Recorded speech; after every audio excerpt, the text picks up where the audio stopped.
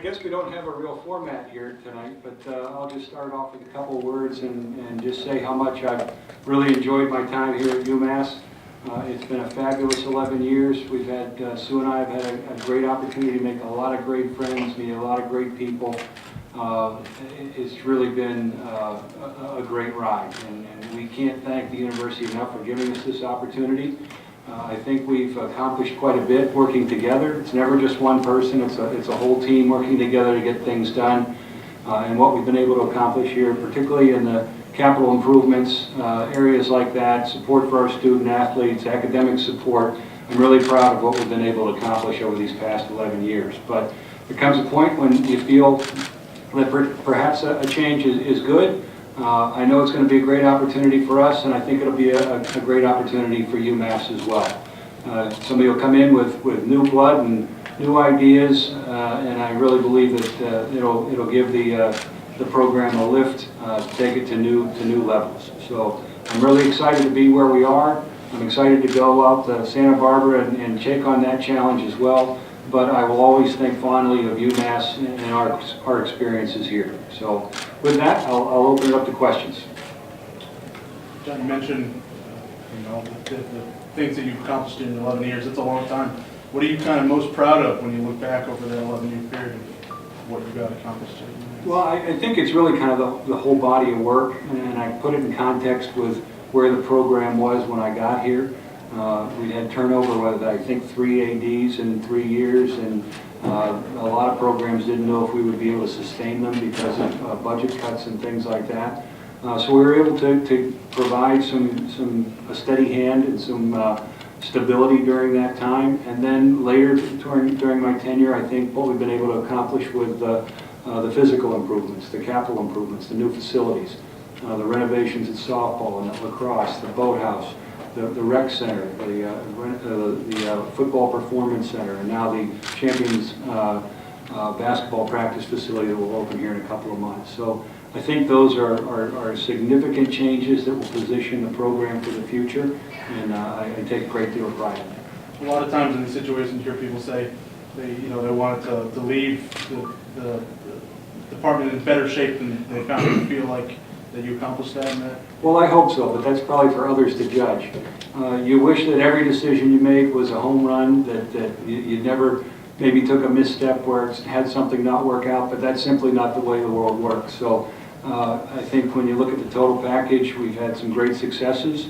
I think we position programs for success in the future, and I take a great deal of pride in that. Do you feel like you had some missteps along the way? I think everybody has some missteps along the way. It's not an exact science, and I've said that before. You do your best to weigh the situations, to make your best judgment calls, and I think more times than not, those have been the right decisions for us. John, when people look back at the 11 years you had here, how do you want them to remember your tenure? How do you want people to think of these years? I think to remember that we were open, we had a stable hand on the tiller, that we were able to advance the programs through some pretty challenging times. If you recall, we had budget cuts, I think, for my first 6 or 7 years while I was here. We were able to maintain our broad-based program with the exception of skiing, which had to move to a club program. Other than that, we've maintained the full complement of programs we had. I think we've provided additional support for our student athletes that was not in place before. So I think, I don't know what to say to that, Matt, to tell you the truth. I'll leave that for others to judge. But I know when I look back on it, I'll look back on it with a lot of satisfaction. I know we worked hard. I know we had a lot of great people involved, both on our staff, on our teams, externally supporting our programs who really care about the place. And so that's what I'll remember. You said at the beginning that there comes a time when you think maybe change is a good thing. Had you made the decision that maybe it was time for a change before UCSB came along? Or is that a hindsight thought that change is a good thing when you found a spot that's enough? I think it kind of was a mutual thing. We weren't really thinking of making a change. But the more we got into the process with UC Santa Barbara, I think the more we realized that, you know, maybe this is the right time for us to look at something else. And had that not worked out, perhaps we still would have thought that way. But, you know, I told the Chancellor moving forward, even through the transition, I want to do everything I can to help him with that transition, help the school with it. If I can help now, during, or even after I'm gone, I would be more than willing to do that and hope I can.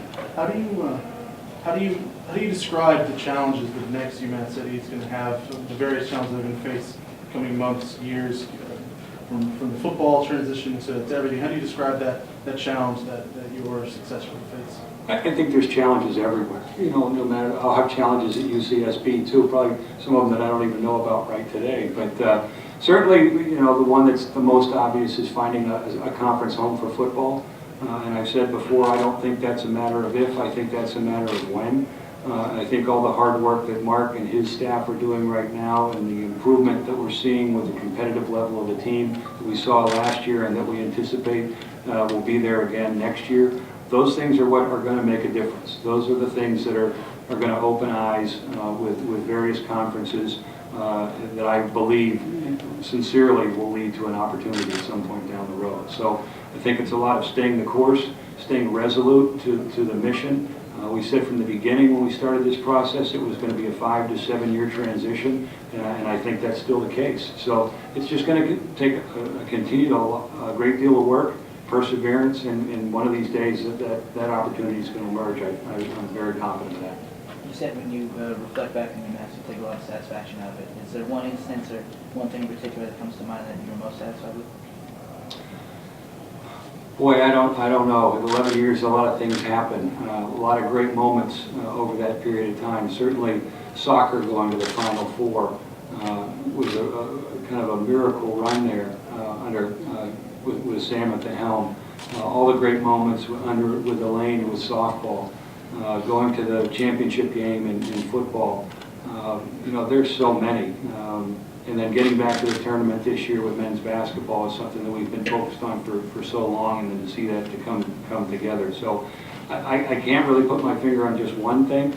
There have been a number of things, and it's been a great ride. There's 2 minutes left in halftime. What do you do for the next 3 weeks? Well, Monday I fly out to Santa Barbara. They're going to have a press conference out there on Tuesday. I'll take a little time Tuesday afternoon and Wednesday to meet my new staff and try to see if I can get a key that works on the door so I can get early in the morning with my coffee like I do here. I'll be back in town next Friday, and then I'm in the office the next 2 weeks after that, and we'll try to work with our staff, make sure I have as many things laid out. I'll put together a list of topics of to-do lists for whoever's coming in and just try to get it as organized as I can, and on the 20th I'll be done. I'll be driving out to California and start out there on March 2nd. Is one of the things you're going to miss about UMass the winter? Well, when their chancellor called me last night at 7 o'clock to make the offer, I said, you know, this really isn't fair when it's going to be -6 here tonight. So. You know, it hasn't snowed in Santa Barbara ever except for a dusting in 1939. Okay, well, I hope that trend doesn't change. Okay, anything else? All right, then finally, guys, I just want to thank all of you for our relationship over the years. It's been great. Everybody in the media has been very good to me while I've been here. I can't appreciate enough your professionalism, and I'm going to miss you all. So thanks very much.